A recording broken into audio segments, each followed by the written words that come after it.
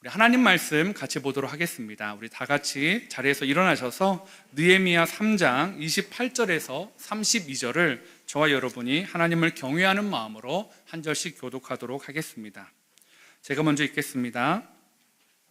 마문 위로부터는 제사장들이 각각 자기 집과 마주대한 부분을 중수하였고, 그 다음은 이멜의 아들 사독이 자기 집과 마주대한 부분을 중수하였고, 그 다음은 동문지기 스가냐의 아들 스마야가 중수하였고, 그 다음은 셀레마의 아들 하나냐와 살랍의 여섯째 아들 하눈이 한 부분을 중수하였고, 그 다음은 베레가의 아들 무술람이 자기의 방과 마주대한 부분을 중수하였고, 그 다음은 금장색 말기야가 현문과 문과 마주대한 부분을 중수하여 느디님 사람과 상인들의 집에서부터 성 모퉁이 성루에 이르렀고, 함께 읽겠습니다.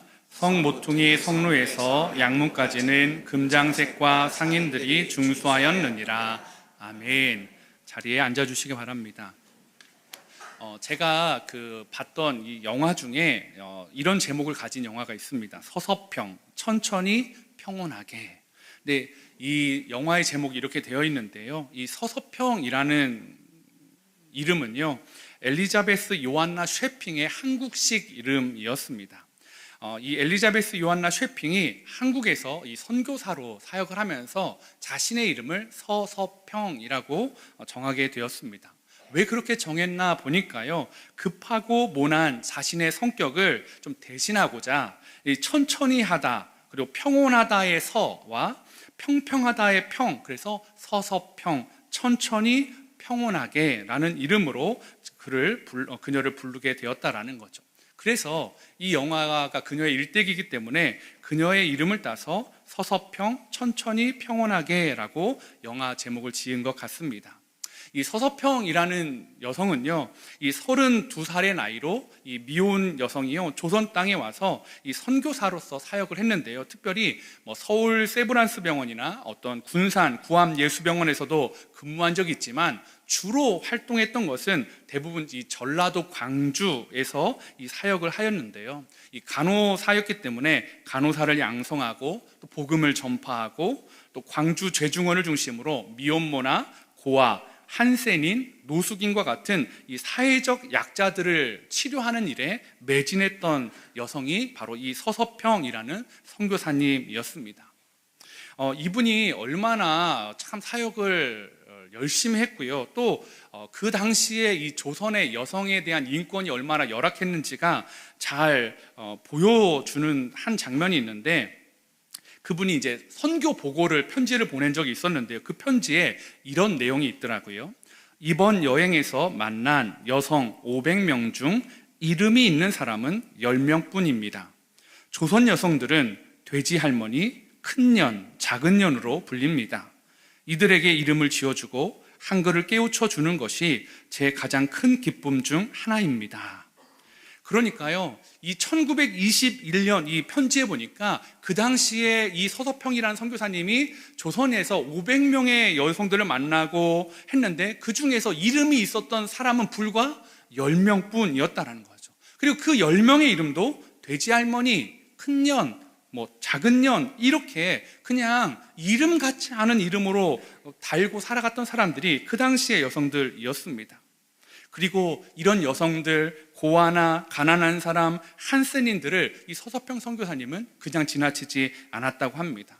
그래서 자기 집에만 머물던 과부가 무려 38명이었고요, 자기가 입양한 아이만도 14명이나 되었다라고 합니다.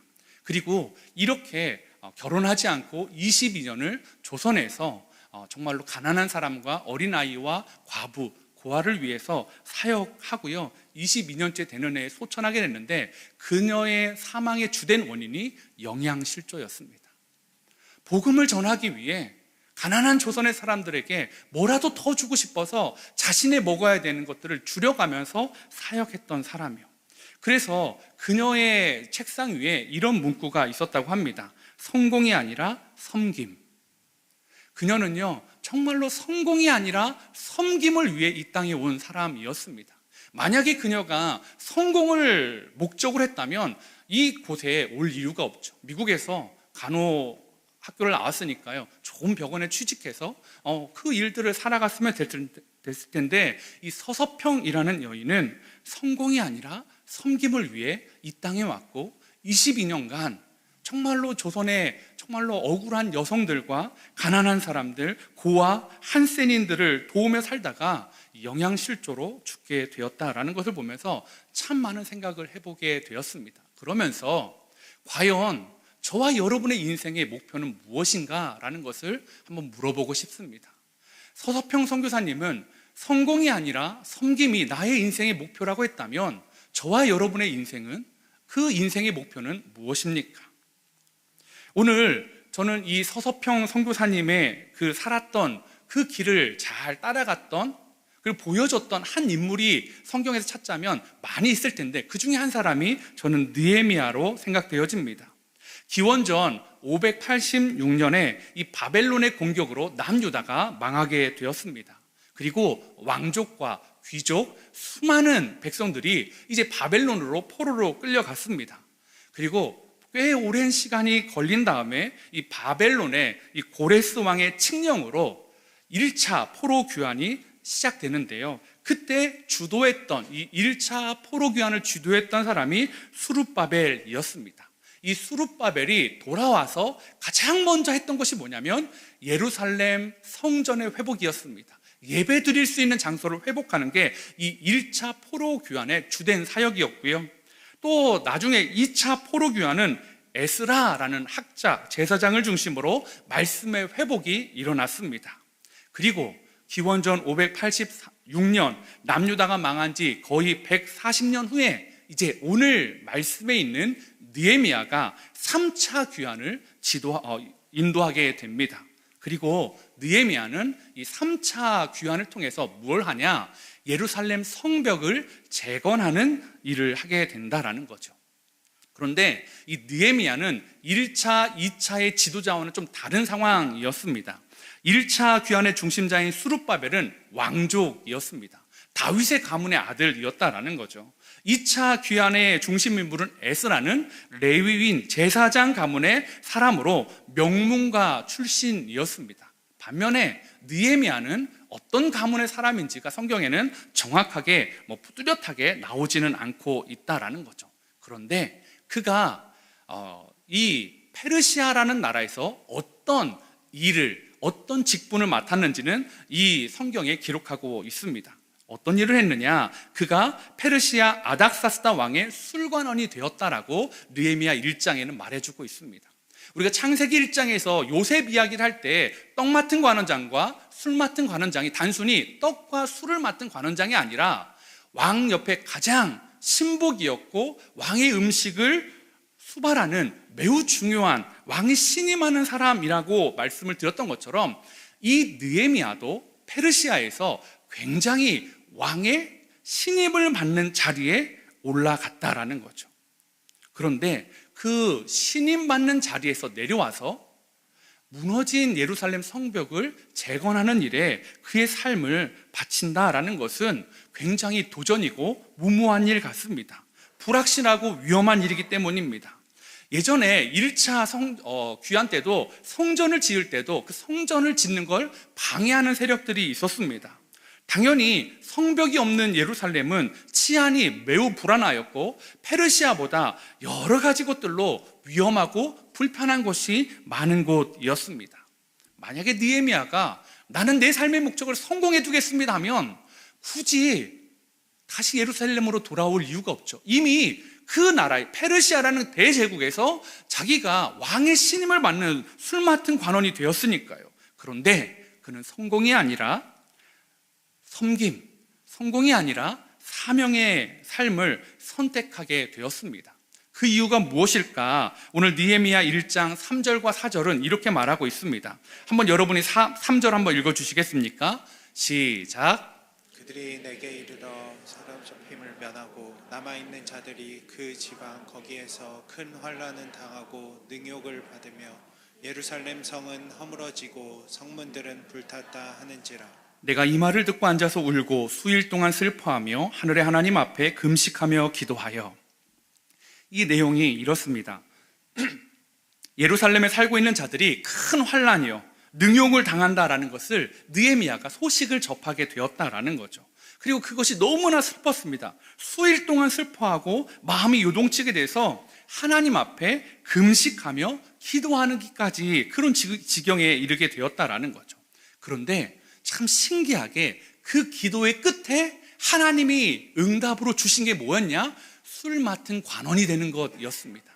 자, 그러면 느헤미야는 알고 있었던 거예요. 이 술 맡은 관원이라는 것이 내 기도가 성공에 대한 집착으로 되어진 것이 아니라 내 고국 예루살렘에 대한 안타까운 상황을 듣고 기도하는 중에 나를 하나님이 술 맡은 관원으로 만들어 주셨다. 이것은 내 삶의 이 위치가 성공으로 가는 길이 아니라 사명의 길이라는 것을 그는 깨달았다라는 거죠. 그래서 계속 기도했을 것입니다. 오늘 느헤미야 2장에 보면 한 4개월이 지난 후에 그래서 이 마음을 왕 앞에 토로할 수 있는 시간이 주어집니다. 그리고 느헤미야는 어렵게 이 아닥사스다 왕의 허락을 맡아서 이제 예루살렘의 성벽을 재건하는 여정을 출발하게 됩니다. 그리고 며칠 만에 이 예루살렘 성벽을 다 지었냐면 오늘 성경에 보니까 52일 만에 이 예루살렘의 성벽을 다 재건했다라고 말하고 있습니다. 느헤미야가 어떻게 52일 만에 성벽을 다 재건할 수 있었을까요? 저는 이 느헤미야의 성벽이 주는 교훈, 비밀을 오늘 여러분과 좀 몇 가지 나눠보려고 합니다. 첫 번째는요, 함께 지어져가는 공동체를 만들었기 때문이다라는 것입니다. 오늘 3장에는요 수많은 사람들의 이름들이 등장합니다. 그래서 이름들이 가장 많이 나오긴 하는데 반복되는 건 아니고요. 어떤 사람들의 이름들이 쭉 나오고 가장 많이 반복되는 단어는 그 사람들 다음에 예루살렘 성벽을 중수하였다. 이 중수, 새롭게 고치고 새롭게 만들었다라는 이 단어가 가장 많이 나옵니다. 그리고 두 번째로 많이 나오는 단어가 뭐냐면 바로 그 다음에입니다. 그 다음에 누구가, 그 다음에 누구가. 오늘 29절에 보면 이렇게 말합니다. 그 다음은 임멜의 아들 사독이 자기 집과 마주대한 부분을 중수하였고 그 다음은 동문지기 스가냐의 아들 스마야가 중수하였고, 이게 1절부터 30절 넘어가는 그 내내 32절까지 계속 그 다음은 무려 31번이나 계속 이 단어가 나오고 있다라는 거죠. 그 다음은 누가, 그 다음은 누가, 그 다음은 누가. 그러니까 3장은 이거에 계속 다른 내용이 없습니다. 그런데 이 반복되는 그 다음에 누가 이것을 중수했다는 이 3장의 이야기가 이 나열들이요 52일의 기적의 은혜를 저는 발견하게 하는 매우 중요한 단초가 된 것 같습니다. 왜요? 52일 만에 성벽을 지을 수 있었던 이유는 그 다음 사람이 있었다라는 것입니다. 그 다음이라는 단어를 원문으로 보면 이 그 다음이라는 게 여러 가지 뜻을 쓰는데 손이라는 의미를 가지고도 있습니다. 또 이 3장에서 그 다음에라는 단어가 원어적으로 등, 뒤에라는 뜻도 가지고 있더라고요. 즉 29절을 이렇게 번역하면 어떨까요? 사독 손 다음에는 스마야의 손이 있었다. 아니면 사독의 등 뒤에는 스마야가 성벽을 짓고 있었고 스마야의 등 다음에는 또 누구가 있었다라고요. 예루살렘 성벽은요 마치 사람들이요 자신의 역할, 손에 손을 맞잡고 그 영역들을, 자신의 영역들을 하나님 앞에 세워가면서 성벽을 지었기에 52일 만에 성벽을 지을 수 있었다라고 성경은 말하고 있다라는 거죠. 만약 그 다음에 이어줄 손이 없었다면 성벽은 구멍날 것입니다. 그러면 여러분, 아무리 다른 성벽이 튼튼하다 할지라도 어느 한 부분이 구멍난 성벽은요 안전합니까? 안전하지 못합니까? 안전하지 못합니다. 왜요? 그 약한 부분으로 외부의 적이나 도적들, 짐승들이 넘어오기 때문이다라는 것입니다.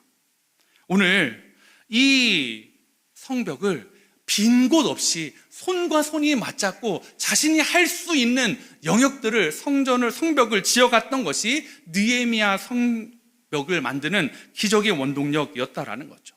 저는 이게 오래전에 느헤미야에게만 허락된 것은 아니라고 생각합니다. 저는 함께 그린 교회도 이 느헤미야의 성벽과 같다라고 생각합니다.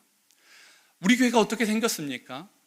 분당 우리 교회에서 이찬수 목사님이 한 13년 전에 꿈을 꿨습니다. 하나님 앞에 이 시대가 너무 한 교회로 쏠리는 매년 2,000명, 3,000명 막 그렇게 쏟아져 들어오는 게 기쁘지가 않으셨던 거예요.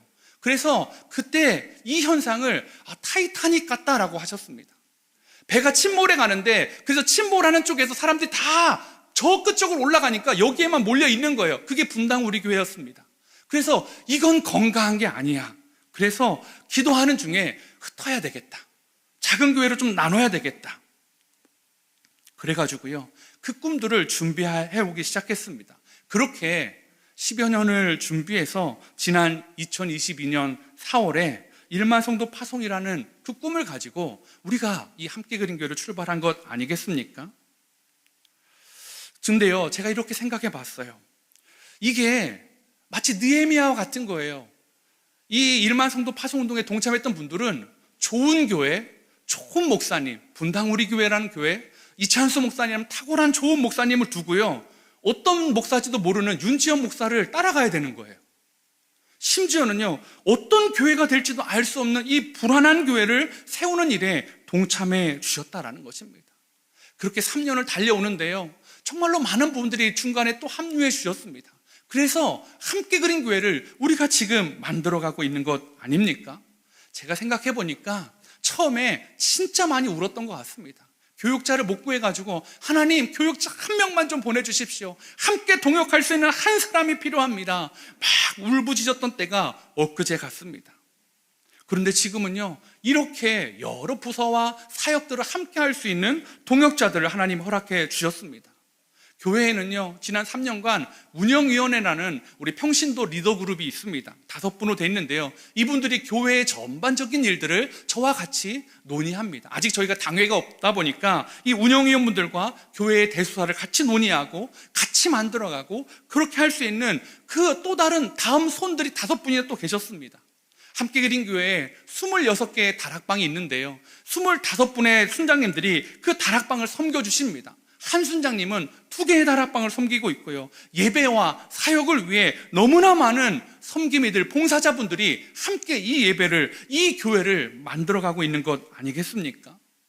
그걸 생각하니까요, 그 다음에 누가 있었구나. 그 3년 전만 해도 나 다음에 아무도 없는 것 같아가지고, 나 다음에는 아내밖에 없어가지고 이 사람 데리고 뭘 하나. 훌륭한 분인데요, 어떻게 할 수 있나 여러 가지로 고민했었는데, 여러분, 그 다음에 교육자가 오고, 그 다음에 성도님들이 동참해 주시고, 또 많은 성도들이 오셔서 그 다음은 누가 해서, 여러분, 함께 그린 교회가 하나의 성벽을, 아름다운 공동체를 만들어가고 있는 것이 저에게 정말 감사였습니다. 사랑하는 성도 여러분, 함께 그린 교회에서 이렇게 함께 해주셔서 너무나 감사드립니다. 그런데요, 우리가 이렇게 안정될 수 있었던 것은 우리가 서로 앞에 있는 성벽을 지어왔기 때문이다라는 것입니다.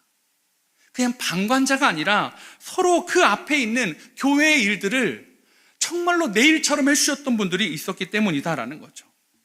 정말 그렇기 때문에 저는 앞으로도요, 함께 그린 교회가 그 다음이 있는 교회가 되길 원합니다. 나 다음에는 누가?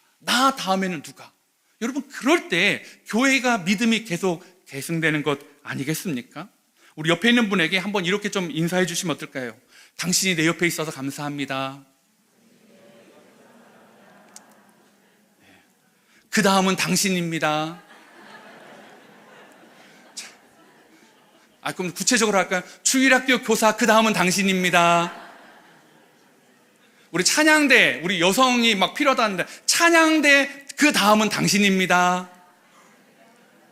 왜 안 하세요? 여러분, 교회가요, 그렇게 다음을 이어가는 것들이 얼마나 우리를 행복하게 하는지 모릅니다. 오늘 그 은혜가 우리 교회 가운데 넘쳐나기를 원합니다. 느헤미야의 성벽이 주는 교훈 두 번째는요, 내가 마주한 곳을 세우는 전략이 주요했다라는 것입니다. 느헤미야가 52일 만에 성벽을 세울 수 있었잖아요. 그 비밀은 자신이 마주한 곳을 중수하고 재건하는 일을 맡았기 때문입니다. 제가 오늘 사실은 느헤미야 3장을 다 읽고 싶었는데요, 특별히 28절부터 32절을 읽은 이유는 이 부분에 특별히 보여지는 그 문장 때문이었습니다. 28절에 마문 위로부터는 제사장들이 각각 자기 집과 마주대한 부분을 중수하였고, 예루살렘이 이 맨 북쪽에 있는 분이 양문입니다. 양의 문인데요. 지금 3장은 양의 문을 중심으로 시계 반시계 방향으로 계속 돌아가면서 누가 여기를 만들었고 누가 그 다음은 해서 마문까지 왔습니다. 즉 마문은 동쪽에 있는 문입니다. 그런데 이 예루살렘 성 안에는요, 성전이 어디 있냐면 이 북동쪽에 있습니다. 이 성전에서 이 동쪽에 북쪽 위에 있는 거죠. 그러니까 이 동쪽, 이 마문 위쪽으로는 주로 누가 사냐면 성전에서 일하는 사람들, 제사장들이 사는 거죠. 그래서 28절에 이렇게 말합니다. 마문 위로부터는 그 지역에 살고 있는 제사장들이 각각 자기 집과 마주대한 부분을 중수했다고요. 만들었다고요. 이게요, 아주 단순하면서 파워가 있는 영적 비밀이 이 안에 숨겨져 있다라는 거죠. 여러분, 처음에 이 성벽에 대한 마음은 누가 불탔죠? 느헤미야예요. 금식하면서 기도할 정도로 막 불탔었습니다. 그런데 느헤미야는 이 성벽의 많은 부분을 어떻게 했냐? 네 집 앞에 있는 무너진 성벽을 좀 봐라. 이거 그대로 놔두면 되냐? 그냥 이건 나의 꿈이 아니지 않냐? 이 성벽이 무너져 있으면 외부에 적이 쳐들어오면 너의 가정은, 너의 집은, 너의 식구들은 어떻게 할 거냐? 짐승들이 와서 너의 자녀들을 물어가면 어떡할 거냐? 너희 눈앞에 있는 이 성벽, 무너져 있는 이 성벽, 너희가 지어야 되지 않겠니? 그러니까요, 하나님의 사명과 자신의 현실의 일이 일치된 거예요. 그러니까 일이 빨리빨리 될 수 있었던 거죠. 52일 만에 이 일들을 감당할 수 있었다라는 것입니다. 저는 이것을 보면서 진짜 느헤미야가 지혜롭구나라는 생각을 해보게 되었습니다. 이 예루살렘에 들렸던 그 예루살렘의 그 황폐했던 소식은요, 느헤미야만 들었던 게 아니었습니다. 많은 사람들이 들었는데 유독 느헤미야의 가슴에만 불타올랐습니다. 그런데 그 불타오른 것을 다른 사람에게도 마음의 불을 지펴준 것이었다라는 것입니다. 이게 네 사명이야. 너희가 살아갈 길이 이 성벽을 짓는 거에 있어. 여러분, 그 말이요, 허투루 들리지 않았겠죠. 그래서요, 함께 내 집 앞에 있는 거 내가 짓자. 아이고, 우리 집은 성벽이 멀쩡하니까 이건 놔둬도 돼. 여러분, 너 집은 네가 알아서 해. 그러면 거기로 외부에 적이 들어오면 다 같이 죽는 것입니다. 그래서요, 오늘 이 일이 이렇게 빨리 되어졌다면 오늘 우리 함께 그린 교회도 이런 일들이 있어야 된다라는 것입니다. 함께 그린 교회도 여전히 다음 손들이 많이 필요합니다. 다음 사람들이 많이 필요합니다. 방송실, 자마, 주일학교 교사, 주차부, 찬양대, 안내부, 여러 일들이요. 또 중보기도부자분들도 필요합니다. 교회가 어느덧 점점 커지면서요, 여기서부터 여기까지 예전에는 일하면 됐어요. 그런데 3년째가 되니까 사람은 점점 오는데 점점 나의 영역이 점점 넓어지는 거예요. 그래서 교회 안에 보니까 한 분이 막 봉사를 2개, 3개, 4개씩 해요. 얼마나 귀하신지 모릅니다. 진짜 아름답고 너무 귀한데요, 그건요, 어쩔 수 없는 상황이라 그렇게 하는 거예요. 여러분, 함께 그린 교회는요, 1인 1사역을 지향합니다. 모든 성도님들이 함께 나의 맡은 영역을 섬기는 것, 내가 할 수 있는, 내 눈에 보이는 것을 섬기는 것을 꿈꾼다라는 것입니다. 저희 교회는 홀로 몇 사람이 막 봉사하다가 쓰러지고요, 그러는 것을 원하지 않습니다. 그런 건 교회가 아닙니다. 자신 집 앞에 있는 성벽은 자신이 세워가는 것, 그게 하나님이 원하시는 것이다라는 것입니다. 그런 말 혹시 들어보셨어요? 야, 너 눈에 이거 자꾸 보이는데 그거 하나님이 너한테 주는 사명이야. 교회에서 이런 말 많이 하시잖아요. 듣기 싫으시잖아요. 그래서 말 안 하잖아요. 난 말 안 할 거야. 이거 말하면 나한테 시킨다? 어떻게 참 그런 신비한 진리가 이렇게 통용되는지 모르겠어요. 이게 불편해요. 난 말 안 해. 이거 나보고 해결하러 갈 것 같아. 이게 필요한 것 같아. 나 이것도 말 안 해. 이거 하면 또 이거, 그러면 집사님이 한번 해보시면 어떨까요? 그러니까 난 안 해. 여러분, 그게요, 참 우리가 우스갯소리도 하는데요, 그게요, 진짜 영적인 신비입니다. 왜요? 느헤미야가 그랬잖아요. 느헤미야 마음에, 그 마음이 불탔던 건 느헤미야만 들었던 게 아닌데 아까 불탄 건 느헤미야였어요. 여러분에게 왜 불타게 하실까요? 여러분을 왜 자꾸 신경 쓰이게 할까요? 하나님이 여러분을 통해 그 성벽을 세워가길 원하신다라는 것입니다. 그래서요, 우리가 함께 세워져 가기를 원합니다. 얼마 전에 우리가 선교주의를 지키지 않았습니까? 선교주의를 지키고 얼마 안 있다가 한 부부가 저를 찾아오셨습니다. 뭐 약속도 없이 그냥 찾아오셔가지고 제가 다른 막 일을 하다 보니까 막 무턱대고 기다리는 누가 기다리신다는 거예요. 목사님 누가 찾아오셨다고. 그래서 나가봤어요. 그랬더니 이 부부가 있길래 저는 무슨 큰일 난 줄 알고 어떡하나 이게 참 가정이 어려운데 무슨 일이 있나 했더니 이분이 얘기하는 거예요. 목사님, 선교주의를 지나면서 너무 그 태국을 보고 말씀을 듣고 마음이 너무 뜨거워졌다는 거예요. 그래가지고 저희 가정에 사연이 있는 돈이 좀 있으시다는 거예요. 근데 제가 말했죠. 그 가정 어려운 가정이거든요. 사연이 있어도 본인들을 위해 써야 될 판인데 그 돈을 선교 헌금을 하기 위해 가져오셨다는 거예요. 그래서 그러면 그냥 직접 하셔도 되는데 왜 오셨을까가 그 이유가 저를 감동케 했습니다. 이걸 하면 혹시 목사님이 우리 가정이 이 금액을 했다면 걱정할까봐. 이 어려운 가정이 이 금액을 하면 그 가정에는 굉장히 큰 금액이거든요. 그걸 하면 걱정할까봐 와서 이 사연을 설명해주고 그렇게 주고 가셨어요. 여러분, 제가요 그 선교주일의 헌금이 뭐 어떻게 되는지 하나도 모릅니다. 누가 얼마 있는지 저는 알지도 못해요. 유일하게 아는 가정 그 가정 하나입니다. 저에게 주셨으니까. 그런데요, 제가 지난주에 보고했잖아요. 거의 1,700만 원이 넘는 그 금액을 보면서 사실 너무 깜짝 놀랐습니다. 이렇게 어렵고 힘든 이 시대 가운데 어떻게 우리 성도님들이 이렇게 많은 돈을 헌금하셨을까? 저는 확신합니다. 그게 남의 일이 아니라 나의 일처럼 느껴지니까 그 태국에서 수혜를 당한 그 사람들, 그곳에서 사역하는 그 선교사님의 가정의 일이 내 일처럼 느껴지니까 하나님 마음이 여러분 안에 부어지니까 여러분이 하신 것 아닙니까? 그래가지고요, 그 선교사님이 편지를 보내오셨어요. 저희 홈페이지에 그 편지를 올려놨거든요. 한번 좀 읽어보십시오. 얼마나 그분이 고마워하는지. 그래서 그 선교사님이 이렇게 말하더라고요. 과연 우리가 꿈꿀 수 있는 희망인가? 이 장애인 복지센터를 우리가 할 수 있는 일일까? 굉장히 많이 고민했다고 합니다. 그런데 여러분이 주셨던, 여러분이 모아주셨던 그 헌금이요, 하나님의 응답, 할 수 있구나, 하나님의 위로, 하나님의 용기, 하나님의 응원으로 다가왔다라고 말씀해 주셨습니다. 사랑하는 성도 여러분, 우리가 앞으로도요, 내 눈에 보이는 것들을 해나갈 수 있는 용기가 있는 성도님들 되시길 원합니다. 어떤 분들은 이런 분들이 있어요. 목사님, 나는 너무 늦게 하나님을 만났어요. 내가 너무 나이가 많이 먹었어요. 난 건강도 꺾였어요. 나는 이제 할 수 있는 게 없어요. 여러분, 그래서요, 너무 안타까우십니까? 그렇지 않습니다. 어떤 분들은요, 이런 분들도 있어요. 목사님, 저는 지금 가정을 세워야 돼요. 여러분, 그게 그분에게 주어진 성벽입니다. 목사님, 저는요 집안의 경제력이 무너졌는 이 경제력을 회복해야 됩니다. 그게 여러분에게 주신 성벽일 수 있습니다.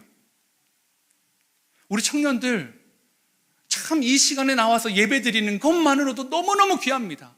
이 암흑 어두운 시대 가운데 주님 앞에 나와 예배 드리는 것, 그게 여러분의 성벽일 수 있습니다. 그런데요, 거기에만 몰두하지 마십시오. 맨날 저도 이제 어느덧 이게 되니까 나 때는 안 하려고 해서 좀 바꿔봤어요. 저 때는요, 토요일 주일을 교회에서 내내 살았던 것 같습니다. 근데 이게 청년 여러분, 아니면 우리 성도 여러분, 그게 옳다라는 게 아니고요, 제 마음이 교회에 가 있었어요. 대학교 때도 청년 때에도 바쁘지 않아서 막 시간이 널널해서 교회에 있었던 게 아니었어요. 저는 여러분의 마음에 하나님이 보여준 성벽이 있길 원합니다. 내 집 앞에 무너진 성벽이요, 그게 꼭 큰일이어야 되는 건 아니지 않습니까? 하나님이 여러분에게 내려가는데 교회 불이 켜져 있어요. 아무도 없는데 불이 켜져 있어요. 그 스위치를 끄는 것, 그게 여러분의 성벽일 수도 있습니다. 마당에 나갔는데 쓰레기가 떨어져 있어요. 그걸 줍는 것이 여러분이 교회를 세우는 성벽일 수도 있다라는 거죠. 사랑하는 성도 여러분, 저와 여러분이요, 작은 일, 내게 주신 것, 그 일들을 감당해 나가는, 그래서 우리 청년들이요, 참 교회 나오는 것만으로도 귀해요. 그런데 바라기는요, 여러분도 봉사하셨으면 좋겠습니다. 주일학교 교사를 하고요. 또 뭐 찬양대도 하고요. 또 뭐 할까요? 뭐 주차부도 하고요. 여러분, 주차부는 왜 남성들만 있습니까? 주차부는 여성분들이 하면 안 되나요? 저는 된다고 봅니다. 아까 장식부 있잖아요. 여성분들만 있었잖아요. 남자가 하면 안 되나요? 나는 미적 감각이 탁월해요. 오십시오. 그래서 교회는요, 함께 세워져 가는 것입니다. 할 수 있는 것에 도전하고요, 함께 해야 된다는 것. 이게 제 말이 아니라 성경이 말하고 있습니다. 에베소서 4장 12절 16절인데요 한번 12절을 여러분이 한번 읽어주시겠습니까? 시작. 이는 성도를 온전하게 하여 봉사의 일을 하게 하며 그리스도의 몸을 세우려 하십니다. 네, 뭐라고 말하고 있습니까? 이는 성도를 온전하게 하며, 온전하게 한 다음에 뭘 한대요? 봉사의 일을 하게 하며 그리스도의 몸을 세우려 한대요. 우리는 온전하게 하는 걸 뭐라고 하냐면, 영성, 기도 많이 하는 거, 찬양하고 예배 많이 드리는 거, 이런 거에만 온전하게 하는 걸 규정합니다. 그런데 바울은 그렇게 말하지 않습니다. 성도를 온전하게 하여 봉사의 일을 하게 하며 그리스도의 몸, 무엇입니까? 교회를 세워가는 데 있다라고 말하고 있다라는 것입니다. 사랑하는 성도 여러분, 여러분 온전해지고 싶으십니까? 섬김의 자리에 서십시오. 여러분 온전한 교회에 다니시고 싶으십니까? 여러분이 교회를 세워 가십시오. 몇몇 사람의 소수가 1인 2봉사 3봉사 하면서 지쳐 쓰러지는 교회가 아니라 우리가 내 집 앞에 내게 보여주신 그 일을 해내는 교회가 되기를 소망해 봅니다. 느헤미야의 성벽에 주는 교훈 세 번째는요, 그러면 어떤 은혜가 있었냐? 하나님이 기억하신다라는 것입니다. 느헤미야 3장에는 우리가 알지 못하는 이름들이 계속 나옵니다. 사실은 저도 이 3장을 읽을 때 막 은혜가 되지는 않았어요. 누가 누군지 잘 모르니까요. 이게 뭐 옆집 아저씨인지 누가 모르잖아요. 그런데요, 이 3장을 우리 교회의 현실에 대입하니까 눈물이 나더라고요. 제가 이렇게 해봤습니다. 화장실에 고장난 호스와 타일은 누구누구 집사님이 중수하였고, 강대상의 물은 어떤 집사님이 채워주셨고, 뒷마당에 피어나는 야생화는 어떤 집사님이 심어주셨고, 교회 옆에 있는 조경은 어떤 분이 해주셨고, 교회의 피아노는 누가 헌물해 주셨고, 교회 옆 배수로는 누가 치워주셨고, 킨더의 아이들은 어떤 성도님이 키워주셨고, 키즈의 아이들은 어떤 선생님이 사랑해 주셨고, 유스의 아이들은 내가 하지 않았음에도 그 선생님이 밥을 먹여주셨고, 자막은 어떤 집사님이 토요일마다 오셔서 준비해 주셨고, 중계팀은 어떤 집사님이 섬겨주셨고, 안내와 주차와 세례와 성찬과 찬양대와 선교부와 또 교회를 위한 기도하는 분들이 이름이 막 떠올리니까요, 그때는요 눈물이 터지던데요. 하나님이 개척할 때는 나밖에 없는 줄 알았는데 그 다음은 아무도 없었는데 지금은 나 다음에 이 집사님이 있었고, 나 그 집사님 옆에는 또 이 집사님이 있고, 그 다음에 이 성도님 있고, 이 권사님 있고, 그래서 함께 그린 교회가 뺑 둘러가면서 이렇게 아름다운 교회를 만들어 가시는구나. 사랑하는 성도 여러분, 저는요, 어쩌면 시간이 지나면 누가 저 일을 했는지, 누가 배수구를 치워주셨는지, 누가 화단에 꽃을 심어줬는지 잊어버릴 수도 있을 것 같아요. 이 집사님이었나 김 집사님이었나 생각 안 날 수도 있습니다. 그런데 하나님은 결코 잊지 않으심을 여러분 기억하시길 바랍니다. 그래서 성경에 이 느헤미야 3장을 기록해 주신 것이라는 겁니다. 하나님이요, 이름 기록해 주시고 어디서부터 어디까지 성벽을 중수했는지 기록한 이유, 내가 결코 잊지 않을게, 다른 사람들도 결코 잊지 않게 해줄게. 사랑하는 성도 여러분, 하나님이 여러분을 잊지 않으십니다. 혹시 함께 그린 교회에서 나는 지금 너무 할 게 없어? 아니요. 이전에 여러분이 했던 수많은 하나님 앞에서의 헌신들, 하나님의 그 헌신의 총량을 잊지 않으십니다. 여러분이 젊었을 때 여러분의 시간과 여러분의 마음과 여러분의 물질과 모든 걸 쏟아부었던 것들, 그런데 난 지금은 없어요. 괜찮아요. 하나님은 지금뿐만이 아니라 여러분의 시작부터 끝까지의 그 헌신과 성벽의 재건을 보시는 분인 줄 믿으시기 바랍니다. 그리고요, 오늘 이 교회에서 내가 할 수 없는 것이 아니라 할 수 있는 걸 찾아보시길 바랍니다. 말씀드렸잖아요. 스위치를 끄는 것, 화장실에 물을 잠가주는 것. 여러분, 너무나 작은 일부터 우리의 성벽이 세워져 갈 때 함께 그린 교회가 나 혼자만이 아닌 교회가 될 줄 믿습니다. 저희 교회는 교회를 관리해 주시는 분이 없습니다. 그걸 느끼셨나요? 아마 느끼신 분도 있을 거예요. 왜 교회가 오면 맨날 쓰레기통 꽉 차 있지? 왜 화장실에 가면 휴지는 없지? 도대체 이거 누가 이거 관리를 이따위로 하는 거야? 없으니까요. 여러분, 토요일마다 다락방이 돌아가면서 청소하시고요. 다 하지만 안 될 때 있어요. 그러면요, 휴지가 비어지면 누가 넣어야 돼요? 여러분이 넣으시면 돼요. 1층 창고에 가면 휴지가 그득하게 있습니다. 변기가 막혔어요. 어떻게 해야 됩니까? 몰래 나가시지 마시고 또 옆에 또 뚜러뻥이 있어요, 여러분. 쓰레기통이 차 있습니다. 어떻게 해야 될까요? 그건 목회자들이 하는 거지 살해받는 사람이 하는 거 아니야? 그건 교회 중직자들이 섬겨야지. 아니요. 내 눈에 보이면 그렇게 교회를 섬겨가길 원합니다. 어느 날 봤더니 늘 비어 있어요. 그런 기적을 제가 보길 원합니다. 아니, 우리 교회는 왜 이렇게 쓰레기통이 늘 비어 있어? 집사님들, 성도님 올 때마다 막. 여러분, 그런 교회가 진짜 행복한 교회입니다. 우리 함께 그린 교회가 그렇게 하나님 앞에서 정말로 지어져가는 멋진 교회 되기를 소망해 봅니다. 우리 시간에요, 이 말씀 제가 준비하면서 생각났던 찬양이 이 찬양입니다. 나는 주를 섬기는 것에 후회가 없습니다. 여러분, 지금 여러분은 주님을 섬기는 일에 어떻습니까?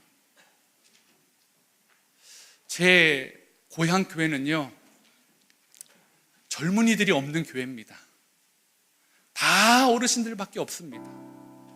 제가 학생 때, 청년 때 집사님, 권사님 불렀던 분들, 그분들이 지금도 모여서 돌아가면서 김장하고요, 맨 마지막에 교회 김장을 하고요, 그분들이 젊었을 적에는 교회 어른들을 섬겼는데 이제는 그분들을 섬길 분들이 별로 없어요.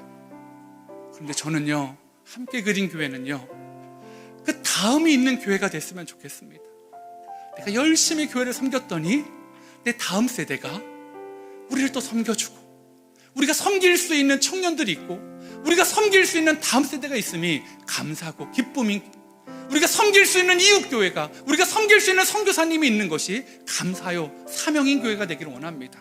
나는 주를 섬기는 것에 후회가 없습니다. 우리 함께 찬양하도록 하겠습니다.